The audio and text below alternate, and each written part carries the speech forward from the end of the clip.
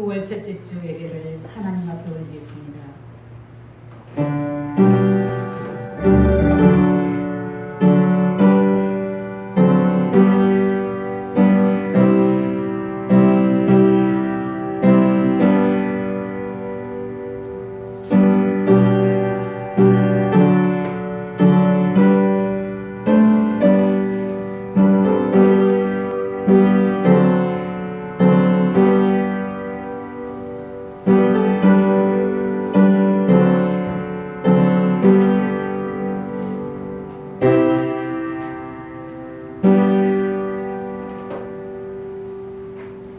내가 여호와께 바라는 한 가지 일, 그것을 구하리니 곧 내가 평생에 여호와의 집에 살면서 여호와의 아름다움을 바라보며 그의 성전에서 사모하는 그것이라. 아멘. 온 피조물들로부터 예배를 받으시기에 합당하신 하나님 아버지, 이 시간 우리의 마음과 정성을 모아 하나님 앞에 예배를 드립니다. 먼저 성령 하나님께서 임재하시어 우리의 마음을 정결케 하시고 하나님을 예배하는데 아름답고 합당한 마음을 허락하시고 오직 하나님의 영광만을 위한 거룩한 예배가 되게 하여 주시옵소서. 우리 주 예수 그리스도의 이름으로 기도하옵나이다. 아멘. 찬송가 1장을 찬송합니다.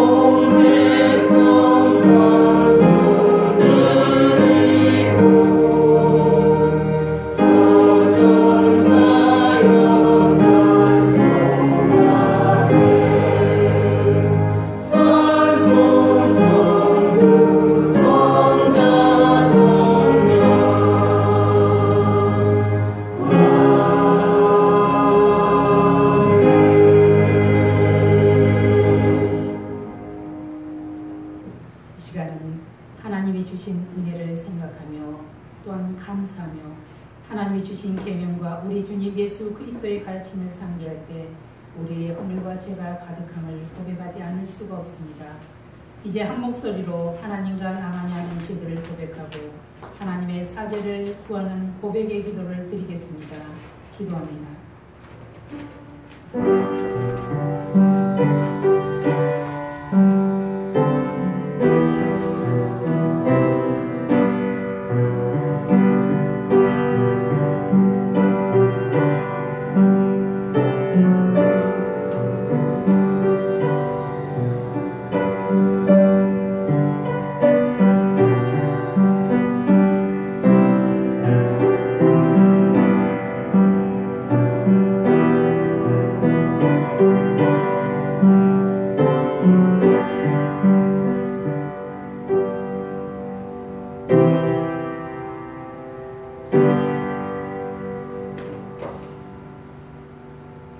사제의 말씀입니다. 만일 우리가 우리 죄를 자백하면 그는 미쁘시고 의로우사 우리 죄를 사하시며 우리를 모든 불의에서 깨끗하게 하실 것이요 만일 우리가 범죄하지 아니하였다 하면 하나님을 거짓말하는 이로 만드는 것이라. 또한 그의 말씀이 우리 속에 있지 아니하니라. 그러므로 이제 예수 그리스도 안에 있는 생명의 성령의 법이 죄와 사망의 법에서 너를 해방하였음이니라. 아멘. 찬송가 27장을 찬송합니다.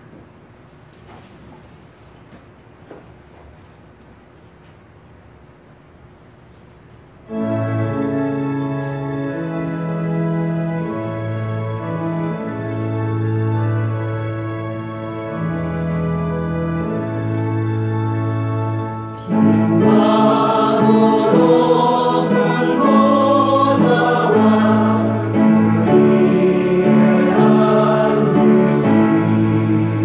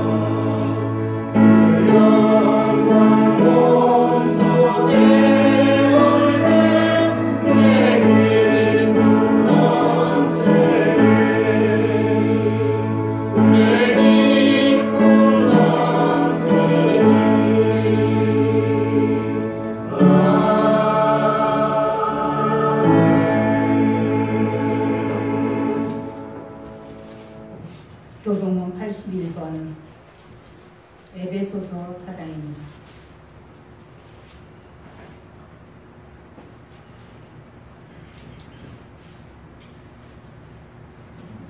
그러므로 주 안에서 갇힌 내가 너희를 권하노니 너희가 부르심을 받은 이에 합당하기 위하여 모든 겸손과 온유하고 오래 참음으로 사랑 가운데서 서로 용납하고 평화하면 불로 성령이 하나 되게 하신 것을 힘써 지키라. 몸이 하나요 성령도 한 분이시니 이와 같이 너희가 부르심의 한 소망 안에서 부르심을 받았느니라. 주도 한 분이시요 믿음도 하나요 세례도 하나요 하나님도 한 분이시니 곧 만유의 아버지시라. 만유에 계시고 만유를 통일하시고 만유 가운데 계시도다. 아멘. 사도신경으로 우리들의 신앙을 고백합니다. 나는 전능하신 아버지 하나님 전지의 창조주를 믿습니다. 나는 그의 일하신 아들 우리 주 예수 그리스도를 믿습니다. 그는 성령으로 잉태되어 동정녀 마리아에게서 나시고 본디오 빌라도에게 고난을 받아 십자가에 못 박혀 죽으시고 장사된 지 사흘 만에 죽은 자 가운데서 다시 살아나셨으며 하늘에 오르시어 전능하신 아버지 하나님 우편에 앉아 계시다가 거기로부터 살아있는 자와 죽은 자를 심판하러 오십니다. 나는 성령을 믿으며 거룩한 공교회와 성도의 교제와 죄를 용서받는 것과 몸의 부활과 영생을 믿습니다. 아멘. 찬송가 455장을 찬송합니다.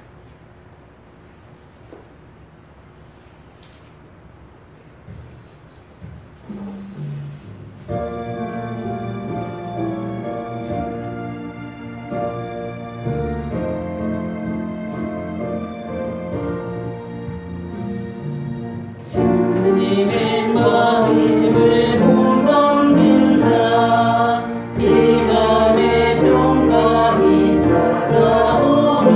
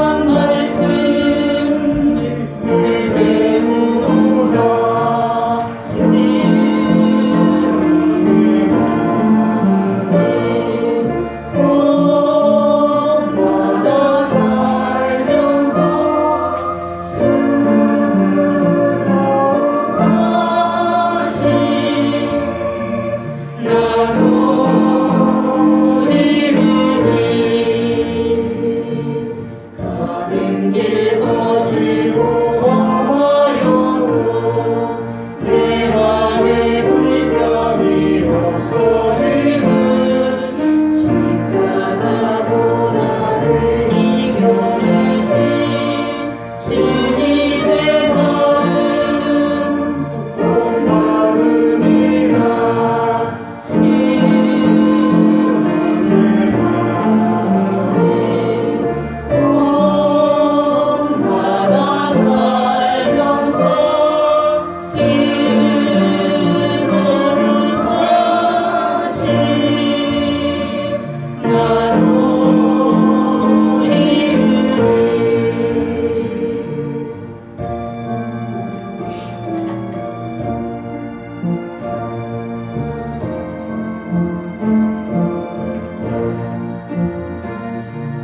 주 예수 세상에 다시 오신 그날의 후손도 변화하여 주님의 빛나는 그 영상을 함께 보며 주 찬양하니 주님의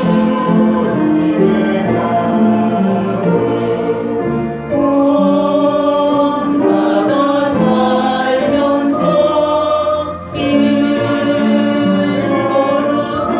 거룩하신 나로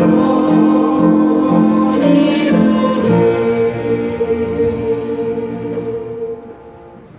이 시간 기도할 때 우리를 대표해서 근거에 간 집사님께서 기도해 주시겠습니다. 다 같이 기도하겠습니다. 살아서 역사하시는 주님, 그리도 높던 푸른과 무더위를 보내고 아침 저녁 시원한 바람이 부는 가을 문턱에 9월 첫째 주에 예배를 열고 담술교회에서 신령과 진정으로 예배드리게 하시니 감사합니다. 주님, 지난 날을 돌아볼 때 날마다 기도하지 못하였습니다. 열심히 전도하지 못하였습니다. 어려운 이웃을 돌보지 못하였음을 회개하오니 용서하여 주시옵소서. 항상 기뻐하고 날마다 기도하고 범사에 감사하는 신령한 주의 종으로 살아가게 도와주시옵소서. 오늘 인간을 구원한 하나님의 지혜라는 제목으로 말씀을 대하실 유학년 목사님께 성령 충만을 주시어 날마다 신령한 목마르지 않는 생수를 공급받게 하시고 푸른 초장과 실만한 물가로 인도하는 선한 목재로 세워주시옵소서. 이곳에 모인 모든 성도들의 직장과 가정과 자녀에게 하늘의 신령한 것과 땅의 기름진 복을 내려주옵소서. 모든 장사업을 주님께 맡기고 주님만을 의지하며 살아가게 도와주시옵소서. 이 모든 말씀을 우리를 죄에서 구원하신 종교승 예수님 이름 받들어 간절히 기도드립니다. 아멘.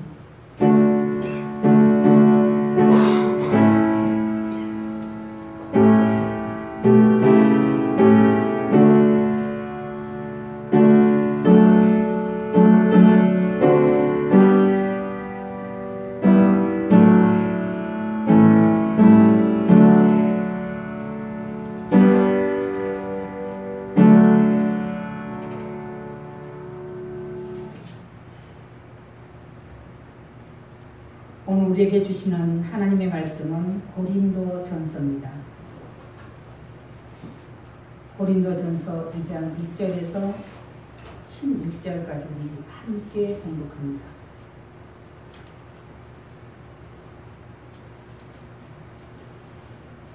고린도전서 2장 6절에서 16절 말씀입니다. 그러나 우리가 온전한 자들 중에서는 지혜를 말하노니 이는 이 세상의 지혜가 아니요 또 이 세상에서 없어질 통치자들의 지혜도 아니요 오직 은밀한 가운데 있는 하나님의 지혜를 말하는 것으로서 곧 감추어졌던 것인데 하나님이 우리 영광을 위하여 만세전에 미리 정하신 것이라. 이 지혜는 이 세대의 통치자들이 한 사람도 알지 못하였나니 만일 알았더라면 영광의 주를 십자가에 못 박지 아니하였으리라. 기록된 바 하나님이 자기를 사랑하는 자들을 위하여 예비하신 모든 것은 눈으로 보지 못하고 귀로 듣지 못하고 사람의 마음으로 생각하지도 못하였다 함과 같으니라. 오직 하나님이 성령으로 이것을 우리에게 보이셨으니 성령은 모든 것 곧 하나님의 깊은 것까지도 통달하시니라. 사람의 일을 사람의 속에 있는 영 외에 누가 알리요. 이와 같이 하나님의 일도 하나님의 영 외에는 아무도 알지 못하느니라. 우리가 세상의 영을 받지 아니하고 오직 하나님으로부터 온 영을 받았으니 이는 우리로 하여금 하나님께서 우리에게 은혜로 주신 것들을 알게 하려 하시니라. 우리가 이것을 말하거니와 사람의 지혜가 가르친 말로 하고 오직 성령께서 가르친 것으로 하니 영적인 일은 영적인 것으로 분별하느니라. 육에 속한 사람은 하나님의 성령의 일들을 받지 아니하나니 이는 그것들이 그에게는 어리석게 보이며 또 그는 그것들을 알 수 없나니 그러한 일은 영적으로 분별되기 때문이라. 신령한 자는 모든 것을 판단하나 자기는 아무에게도 판단을 받지 아니하느니라. 누가 주의 마음을 알아서 주를 가르치겠느냐. 그러나 우리가 그리스도의 마음을 가졌느니라. 아멘. 찬송가 453장을 찬송합니다.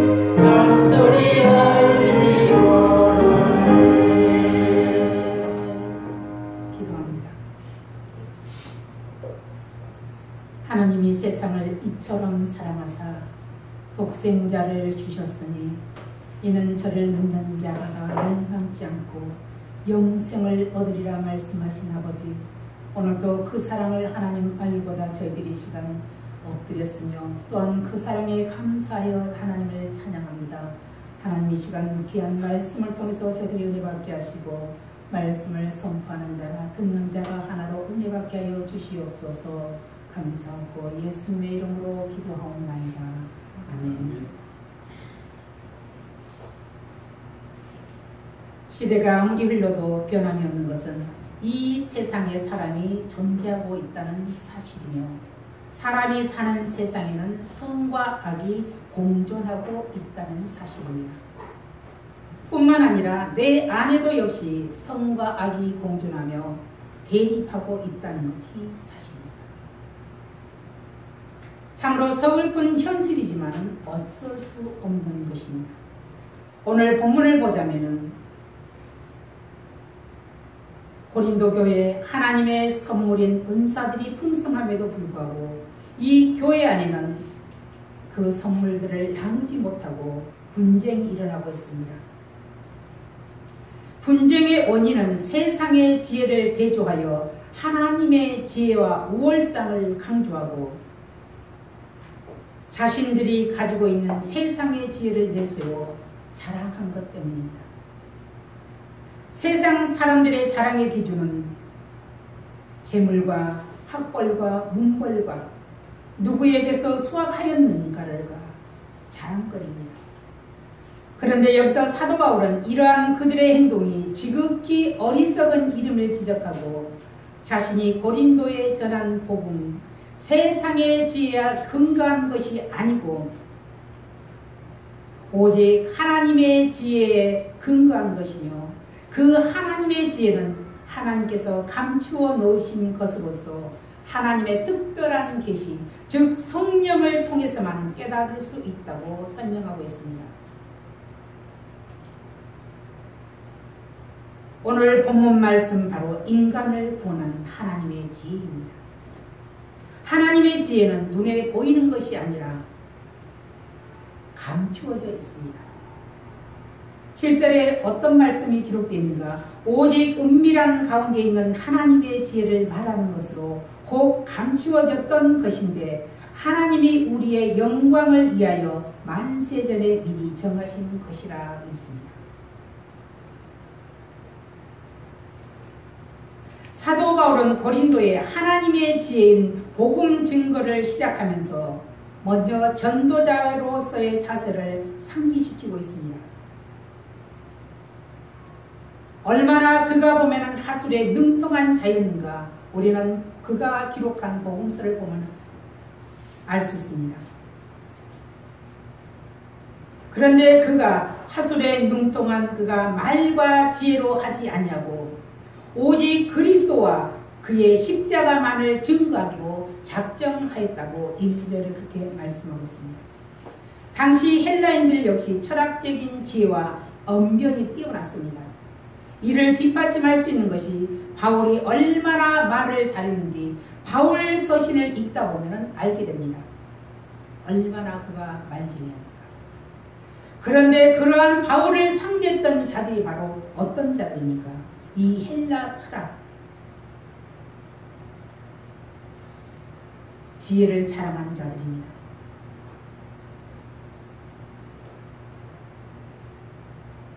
그들과 견주어 결코 되지 않던 바울이 철학적인 지혜와 설득력 있는 그 능란한 화술을 몰고 온전히 그리스도 십자가만을 증거하기로 한 것입니다. 그렇게 한 데는 그만한 이유가 있습니다. 바로 그러한 방법으로 세상 지혜자들이 넘치는 아덴에서 복음을 증거하다가 실패를 경험했기 때문입니다. 그 실패로 인해 그는 한 가지 사실, 주 예수 그리스도를 아는 지식을 가장 고상한 것으로 여겼습니다. 그리고 그는 자신의 모든 것을 배설물과 같이 여기고 고린도에 와서는 능란한 말재주로 그리스도의 십자가를 전하는 것이 아니고 오직 성령의 능력을 힘입어 전했다고 그가 말하고 있습니다. 중요한 것은 그동안 고린도 교인들이 잘못 알고 자랑 삼고 있었던 그 믿음이 인간의 지혜에서 나온 피상적인 것이 아니고 하나님께서 역사하심으로 이루어진 믿음을 그들로 깨달아 알게 하려는 데 목적이 있었습니다. 바로 그가 아덴에서의 경험이 그를 이렇게 한 것입니다. 오늘날 모든 전도자들이 주지해야 할 전도 방법일 것입니다. 그런데 우리는 사람들을 만나면 설득하려 합니다. 상대방을 제압하려고 합니다. 그래서 무슨 방법하고 자기들의 노하우를 전수하여 효과적인 전도를 하려고 합니다. 그런데 사도 바울은 본문을 통해서 이를 지적합니다. 자기의 노력에만 전적으로 의지했을 때 생겨난 잘못된 결과들을 올바로 인식해야 한다는 것입니다. 그리고 또 말하기를 항상 전도의 근본이 하나님의 지혜, 그 능력에 의존하는 것에서 출발해야 한다고 보면은 상기시키고 있습니다. 우리 10절 같이 한번 읽어봅니다. 오직 하나님이 성령으로 이것을 우리에게 보이셨으니 성령은 모든 것 곧 하나님의 깊은 것까지로 통달하시느니라. 아멘. 하나님의 지혜는 본래 감추어져 있는 신령한 것이라 했습니다. 그런데 신령한 영을 받아야만이 분별할 줄 안다고 하고 있습니다. 이렇게 심오한 비밀한 하나님의 지혜를 세상의 어떤 지혜라도 알 수 있는 것이 아니라 세상 사람들이 가장 평가절하시킨 전도의 미련한 방법으로 보면 알게 한다 했습니다. 하나님의 뜻을 이루어간다는 것이죠.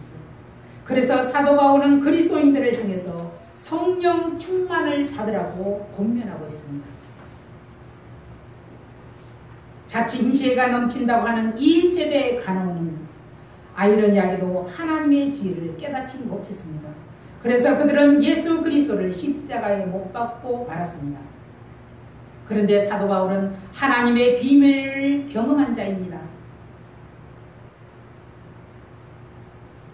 사도 바울에 대해서 기록하기를 그는 셋째 하늘과 하나님의 세계를 경험했고 그가 이룬 일들은 가히 사람으로서는 평가할 수 없는 엄청난 업적을 이루었다고 이 기독교 역사는 그를 기록하고 있습니다. 기독교 인류 역사상 사도 바울의 공로는 가히 측량할 수가 없을 정도입니다. 그를 통해 수많은 자들이 죽게 돌아오고 지금도 앞으로도 주님 오실 그날까지 그가 기록한 성경을 통해 수많은 자들이 읽고 듣고 주께로 돌아옵니다. 그럼에도 그는 고백하였습니다. 3절에 보면 뭐라고 말이냐? 내가 너희 가운데 거할 때 약하고 두려워하고 힘이 떨었노라 했습니다. 그가 두려워 떨었다고 말하고 있습니다. 그 이유가 무엇입니까? 사실상 그는 육체적으로 약했습니다. 그러나 그가 정작 두려워 떨고 있는 것은 그리스도의 복음 증거와 그 복음의 중요성을 깨달았기 때문에 두려움과 떨림으로 고린도 사람들을 대하고 있다는 것입니다. 이처럼 사도 바울은 복음 증거와 함께 그 복음대로 사는 삶의 중요성에 대해서도 항상 민감성을 잃지 않았습니다. 구원은 일회성이 아니라 날마다 이루어가는 것이기에 그렇습니다. 그런데 많은 사람들은 잘못 알고 있습니다. 예배당 안에서만 보면 복음이 중요합니다. 그런데 그렇지 않습니다. 이 땅 모든 곳에서는 보면 다 거룩한 곳이고 하나님의 역사하는 것은 다 아름다운 곳이요 거룩한 곳입니다. 그러므로 우리도 사도 바울이 교훈한 것처럼 입술로 생활 자체로 복음을 증거하는 삶을 살되 두려움과 떨림으로 맡겨진 사역에 임해야 된다 할 것입니다. 그리고 우리가 보면은 이 본장을 통해서 알아야 할 것이 우리의 구원이 결코 인간의 관점에서 다루어져서는 안 된다는 것입니다. 우리의 인간의 이해로서는 전혀 알 수가 없기 때문입니다. 구원은 우리의 지혜를 초월하신 하나님의 지혜로만 가능하다는 것을 사도 바울은 발견했습니다. 심오한 하나님의 지혜에 대하여 이사야 64장 4절을 그는 인용하여 전했습니다. 바로 9절 말씀입니다. 같이 한번 읽어봅니다. 기록된 바 하나님이 자기를 사랑하는 자들을 위하여 예비하신 모든 것은 눈으로 보지 못하고 귀로 듣지 못하고 사람의 마음으로 생각하지도 못하였다 함과 같으니라. 아멘.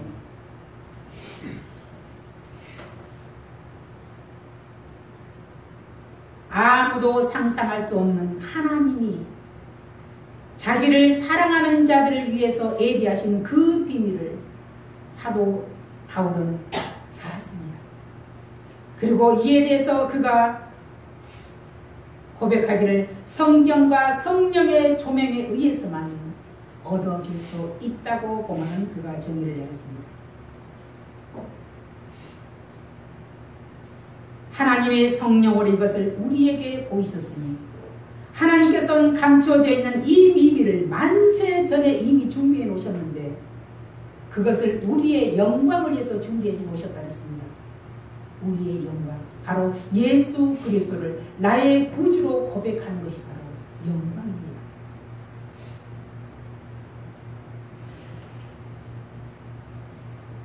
하나님이 성령으로 우리에게 보이셨을 때 성령은 모든 것, 하나님의 깊은 것까지도 통달하게 하신다 했습니다.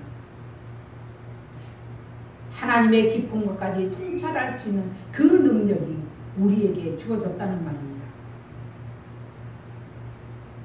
하나님 안에 있는 자는 하나님의 음성을 듣습니다. 우리 안에 내재하시는 하나님의 영이 있기 때문에 그렇습니다. 그래서 우리는 찬송하다가 하나님의 음성을 듣습니다. 기도하다가 하나님의 음성을 듣습니다. 때로는 책망을, 때로는 위로를, 때로는 우리에게 사명도 맡깁니다. 인간의 이성으로서는 도저히 이해할 수 없는 하나님의 속성인 이 하나님의 깊은 경륜을 우리는 경험하고 있습니다. 이에 대해 사도 바울은 비유로 말합니다. 11절 한번 같이 읽어봅니다.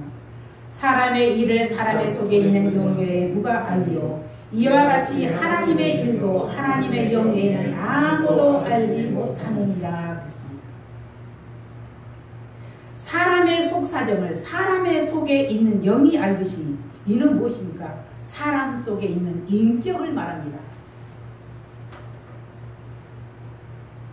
그러므로 사고하고 행동하는 우리의 인격이 성령님과 전혀 무관한 것이 아니라 관계성이 있다 이 말입니다. 그렇다고 사람 속에 있는 영이 하나님의 영과 동일한 것은 더더욱 아닙니다. 다만 인간은 성부, 성자, 성령, 삼위 하나님의 형상을 따라 지음받은 존재임을 오늘 다시금 말하고 있습니다.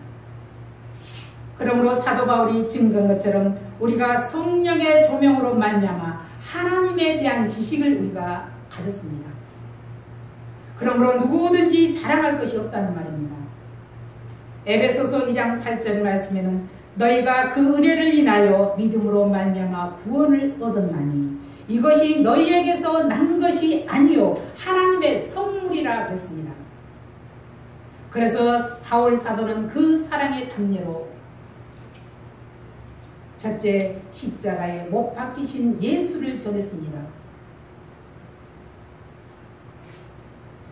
어느 교회 출입문 위에 우리는 십자가에 못 박히신 예수 그리스도를 전파한다는 글이 새겨진 팻말을 붙여놨습니다. 교인들 역시 교회 설립의 목적에 맞게 십자가에 못 박히신 예수 그리스도를 구원의 유일한 방편으로 믿으며 전하려고 했습니다.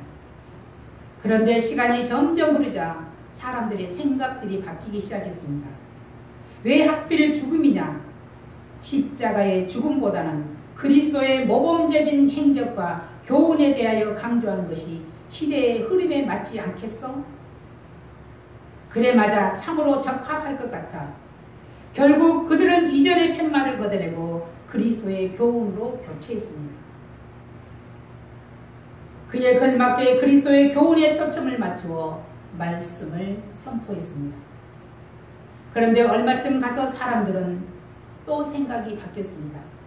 왜 설교를 그리스도와 성경의 가르침에만 국한하는 거야? 너무 고리타분해. 사회적 상황이나 정치, 경제, 도덕이나 윤리 등도 설교의 중심이 될 수 있을 텐데 하고 말들이 많아집니다. 결국 걸어진 글귀를 빼놓고 이번에는 우리는 전파한다라는 말만 남겨놓았습니다.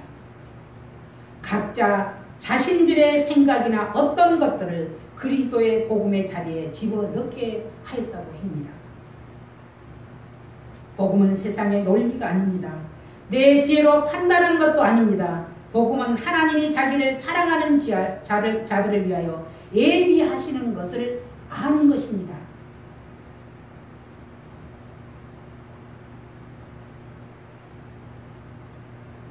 보는 것입니다. 듣는 것입니다. 그리고 마음으로 생각하는 것입니다.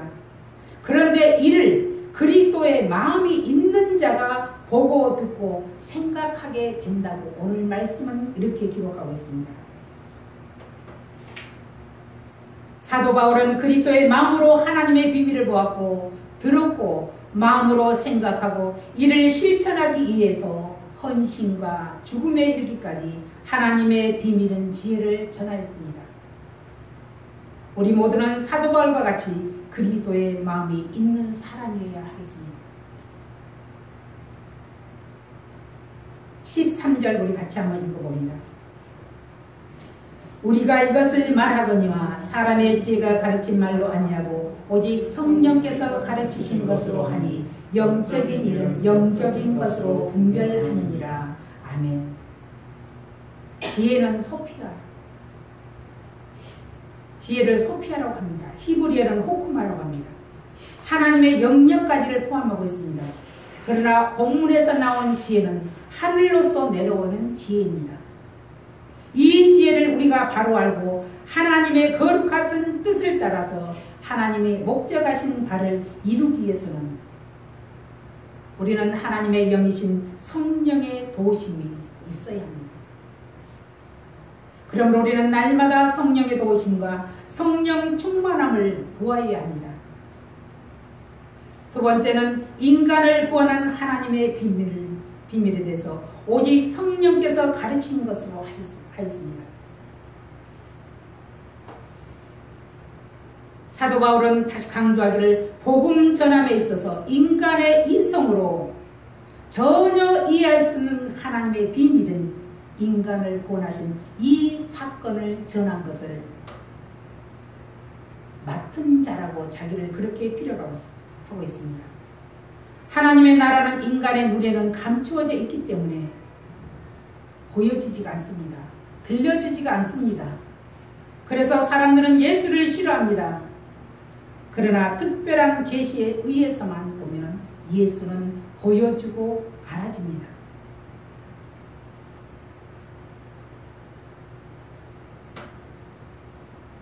이 장 10절에 보면 오직 하나님의 성령의 사역을 말합니다. 성령으로 말미암아 하나님의 비밀을 알 수 있다는 말입니다. 요한계시록 2장 23절에는 성령께서 하시는 일이 사람의 뜻과 마음을 살피신다고 말씀하고 있습니다. 로마서 8장 27절에는 기도하는 사람의 마음을 살피시고 성령을 통해서 그들의 기도를 받으신다고 하고 있습니다. 그런데 누가복음 8장 10절에는 비밀을 아는 것이 너희에게는 허락되었으나 비밀을 아는 것이 너희에게는 허락되었으나 그런데 어떤 사람에게는 허락이 안 됐습니다. 이해되지 못한 자에게는 비유로만 설교했습니다. 그런데 우리는 비유로 설명하는 것이 보면은 그 사람들을 이해시키기 위해서 예수님께서 비유로 설교하신 줄로 우리는 그렇게 알고 있습니다. 그러나 예수님께서는 그들을 이해시키는 것이 아닙니다. 오히려 하나님의 지식을 얻지 못하게 하셨다고 했습니다. 예, 이해하지 못한 자에게는 허락되지 않았기 때문입니다. 우리가 가장 어린 아이들도 보면은 하나님의 비밀을 압니다. 예, 성령 받을 때.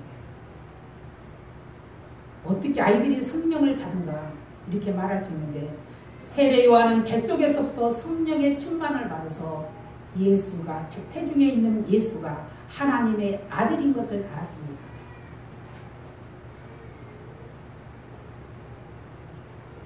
우리가 15절 한번 같이 읽어봅니다. 신령한 자는 모든 것을 판단하나 자기는 아무에게도 판단을 받지 아니하느니라. 아멘. 신령한 자는 모든 종류의 영적 일을 분별하여 판단을 내릴 줄 안다고 지금 말하고 있습니다. 그래서 영적으로 보면은 하나님의 영에 붙들려지지 않는 자는 도무지 그 말을 이해할 수가 없습니다. 그런데 우리가 늘 조심해야 할 부분이 있습니다. 교만입니다. 아무리 신령한 자라 할지라도 하나님 앞에서 겸손함을 잃어버릴 때 그의 영안은 흐려지게 되어 있습니다. 한마디로 육신의 안목이란 이 창이 눈에 더 씌워지면 더 이상 영적 일을 분별할 수 없게 됩니다. 그래서 사도 바울은 늘 이 민감성을 잃지 않기 위해서 보면 얼마나 몸부림쳤는가를 우리는 바울 서신을 보면 알 수 있습니다. 그가 말했습니다. 내가 남에게 복음을 전판 후에 자기가 도리어 버림이 될까 두려워함이로다 했습니다. 오늘날 주위에는 이런 사람들을 봅니다. 정말로 열심히 복음 전하고 목사까지 됐다가 보면 죽을 때 예수를 부인한 자도 있습니다. 근데 이것은 누구도 애라는 것 없다는 말입니다.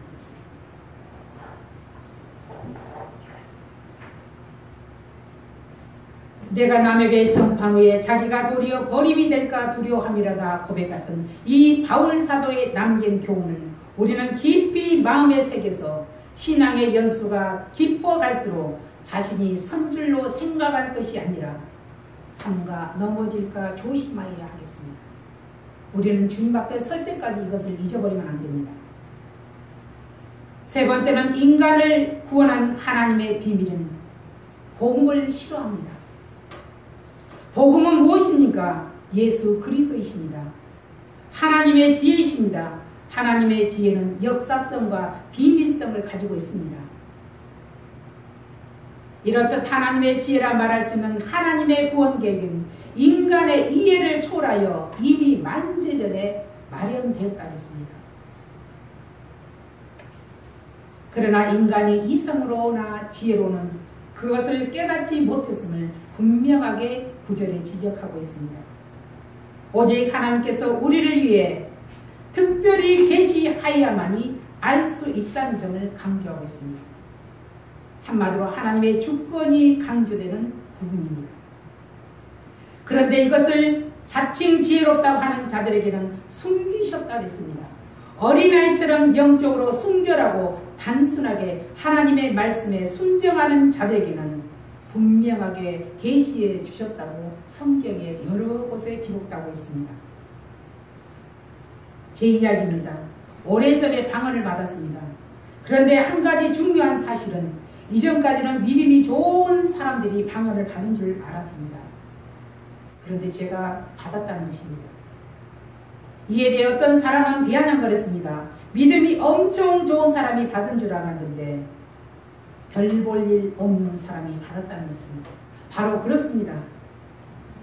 어린아이같이 부족하고 모자라고 단순한 사람에게 하나님은 계시해 준다는 말입니다. 어떤 사람? 사모하는 사람에게.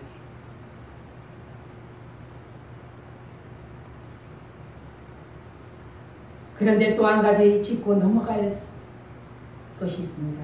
우리 안 깊은 곳에는 항상 언제든지 죄의식과 실패가 도사리고 있다는 것입니다. 그래서 여차하면 이 죄의식과 실패가 나를 삼킵니다. 이에 대해 사도 바울은 고백합니다. 로마서 7장 19절에서 24절 보면은 선을 원하는 나에게 악이 함께 있는 곳이로되 했습니다. 내 지체 속에서 한 다른 법이 내 마음의 법과 싸워서 내 지체 속에 있는 법을 그 죄의 법 아래로 나를 사로잡아 오는구나 했습니다. 내 안 깊숙이 보면은 이 죄의 법이 나를 다스리고 있다 이 말입니다. 그래서 바울은 말합니다. 오라 나는 공고한 사람이로다. 이 사망의 법에서 누가 나를 건져내라. 우리 주 예수 그리스도로 말미암아 하나님께 감사하리로다.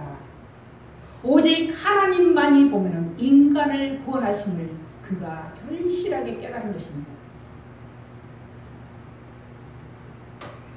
사도 바울이 하나님 앞에서 자신의 죄에 대한 고백입니다.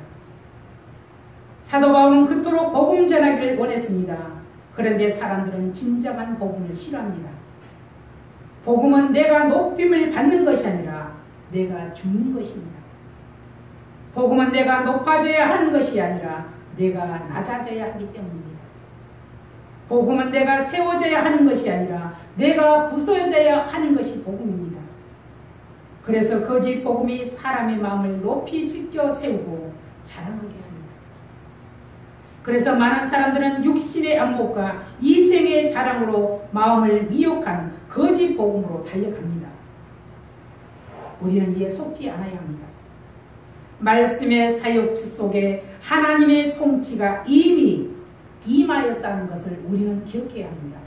하나님의 말씀이 있는 곳에 하나님의 사역이, 하나님의 통치가 지금 이루어지고,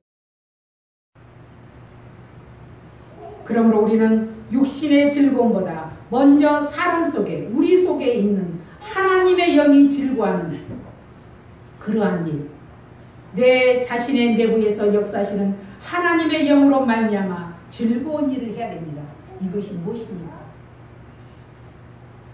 바로 선한 일, 복음을 전하는 일입니다. 예수 그리스도 안에 감추어진 비밀을 알게 하시고 전하게 하신 일을 우리는 하나님께 감사하며 날마다 즐거움으로 찬양해야 되겠습니다. 기도하겠습니다. 살아계신 아버지 하나님 감사합니다. 성령 하나님께서 우리 안에 임재하셔서 하나님의 말씀이 말씀되게 하시고 말씀의 능력이 능력되게 하심을 감사드립니다. 세상은 나를 잘한다고 말합니다.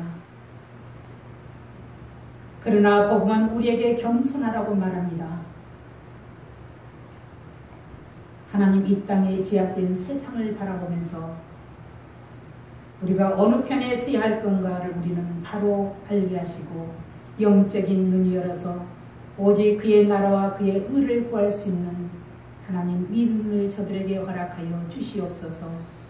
육신이 약한 자 하나님여 강하게 하시고 믿음이 약한 자 믿음을 강하게 하시고 마음에 짐이 있는 자 하나님여 가볍게 하시고 물질이 없어 하나님의 애타는 자 물질을 아버지 넉넉하게 채워주시옵소서.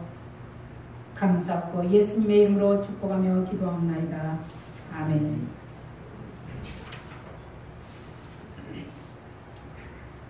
찬송가 303장을 부르시면서 준비한 예물을 드리겠습니다.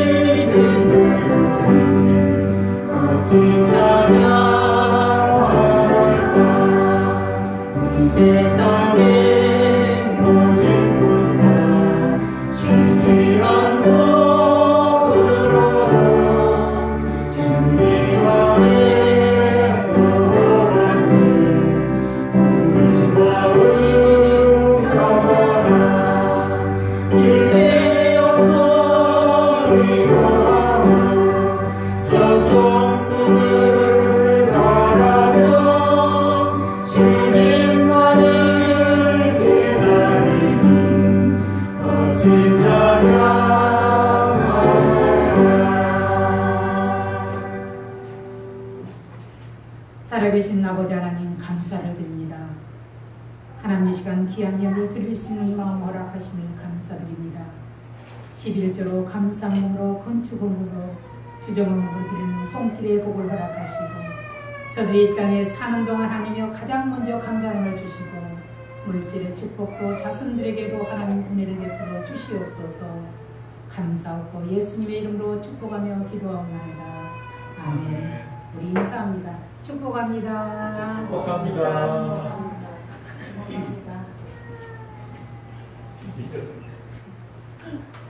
우리 이렇게 또 건강이 약한 자들에 대해서 또 우리가 늘 기도하고 가을 주신 것을 또 감사합니다. 가을 되니까 얼마나 말이 많은지 좋은 이렇게 나라 주신 거, 좋은 이렇게 하늘 주신 것도 우리가 감사할 징후입니다.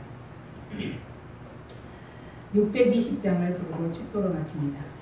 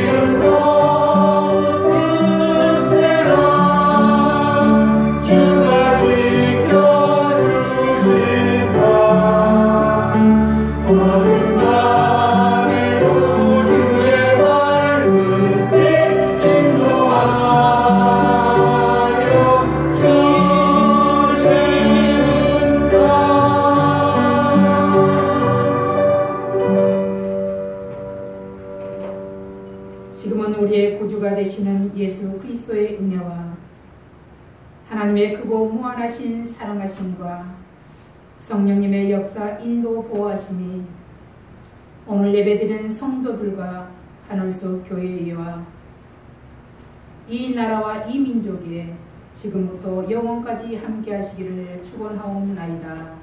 아멘.